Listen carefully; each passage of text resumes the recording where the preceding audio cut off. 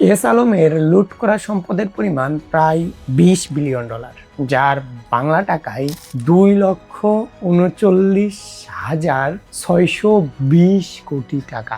বাংলাদেশ ব্যাংকের কথা অনুযায়ী বাজারে প্রচলিত একটা 1000 টাকার নোটের ওজন হচ্ছে 1 গ্রাম। সেই হিসাব করলে এস আলম গ্রুপের 2,39,620 কোটি টাকার যে পরিমাপ দাঁড়ায় তা হচ্ছে 2,396 টন। গড়ে একজন সুস্থ মানুষ প্রতিবারে 600 থেকে 700 গ্রাম মতো খাবার খায়। সেই হিসাবটা যদি আমরা করি তাহলে একটা মানুষ ডেইলি মোটামুটি 2 কেজি মতো খাবার খায়। এখন এস আলম গ্রুপের এস আলম সাহেব যদি প্রতিদিন শুধুমাত্র 1000 টাকার নোট দিয়ে খাবার খায়, অর্থাৎ শুধু 1000 টাকার নোট খায়, তাহলে তার ওই সম্পদ ফুরাতে কত বছর লাগবে জানেন?